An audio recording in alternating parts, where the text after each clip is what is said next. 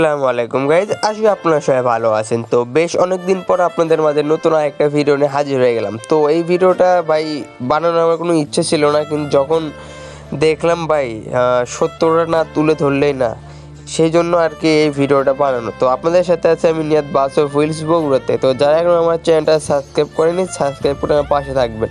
তো কালকে ঘটে যাওয়া একটা মর্মান্তিক দুর্ঘটনা, সৌহার্দ্য পরিবহনে একটি বাস পানির নিচে ডুবে যায় এবং 40 জনের বেশি যাত্রী নিয়ে সেই বাসটি পানির গভীরে তলিয়ে যায় এবং সেখান থেকে মাত্র 2 থেকে 3 জন মানুষ বেঁচে গেছে এবং বাকি সবাই মারা গেছে। তো তার আসল কারণ অনেকেই জানে, অনেকে জানেন না। তো অনেকে না জেনে অনেক কথা বলতেছে।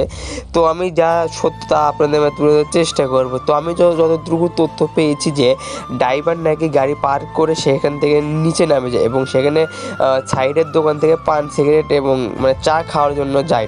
তো যখন চা খেতে যাচ্ছে মানে চলে যায়, তখন হেল্পার কী করে, গাড়িটি নিয়ে মানে ফেরিঘাটে উঠতে নেয়। তখন কি হয়, মানে গাড়ি ব্রেক করতে না পারায় গাড়ি একদম পানির নিচে তলিয়ে যায় এবং এটা এমন মানে এত তাড়াতাড়ি হয়ে গেছে, সেখানকার মানুষ শুধু হা করে থেকেছিল এবং কোনো কিছু করতে পারেনি। এখন এটা যদি ড্রাইভারের দোষ হয়ে থাকে, আমি বলবো যে ভাই এখানে ড্রাইভারের কী দোষ? ড্রাইভার তো গেছিল শুধু হালকা পাতলা নাস্তা করার জন্য। এখন এই সময় যদি হেল্পার যদি গাড়ি নিয়ে কেউ মানে টান দেয়, ড্রাইভার কিন্তু তাকে বলেনি যে তুমি গাড়ি নিয়ে মানে ফেরিতে ওঠো। সে একা একা কী করছে, গাড়ি একা একা টান দিছে এবং সে গাড়ি কন্ট্রোল করতে না পারাই গাড়ি কী করছে, গাড়িটি পানির নিচে তলিয়ে গেছে এবং সেখানে থাকা অনেক মানুষ মারা গেছে। কারো মা, কারো বাবা, কারো বউ, কারো স্ত্রী। ভাই এক একজনের আত্মনাদ দেখে ভাই অনেক খারাপ লাগছে। ভাই আমি যখন প্রথমবার দেখি ভাই অনেক অনেক অনেক খারাপ লেগেছে। এবং ভাই আমি শুধু আপনাকে একটা কথা বলি, এটা নন এসি দেখে তাও 2-1 জন বেঁচে গেছে জানলা দিয়ে লাফ দেওয়ার কারণে।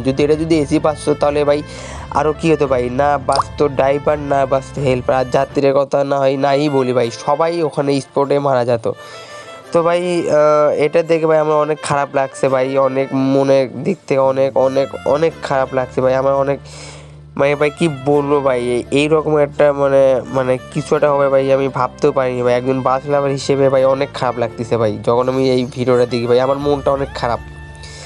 তো আমি যতটুকু তথ্য পেয়েছি ভাই আপনাদের মাঝে তুলে ধরার চেষ্টা করেছি। আমি পরবর্তীতে কোনো তথ্য পাই ভাই আমি অবশ্যই আপনাদের মাঝে তুলে ধরার চেষ্টা করবো ভাই, কারণ সত্যর পথে আমি সবসময় আছি, থাকবো এবং থাকার চেষ্টা করবো ভাই। এছাড়া অনেক অনেক গ্রুপ কিংবা মিডিয়াতে বলতেছে ভাই, কারণ ভাই তারা সত্যিটা না জানিয়েও তারা এই আরপিএম বানানোর জন্য এইসব মানে ড্রাইভারকে দোষ দিচ্ছে ভাই। আমি যত তথ্য পেয়েছি ভাই আমি আপনাদের চেষ্টা করছি। আমি পরবর্তীতে আরও কোনো যদি তথ্য পাই তা অবশ্যই আমি আপনাদের মধ্যে তুলে ধরার চেষ্টা করবো। ততক্ষণ ভালো থাকবেন, সুস্থ থাকবেন, আল্লাহ হাফেজ। পরবর্তী কোনো ভিডিও আপনাদের সাথে দেখা হবে।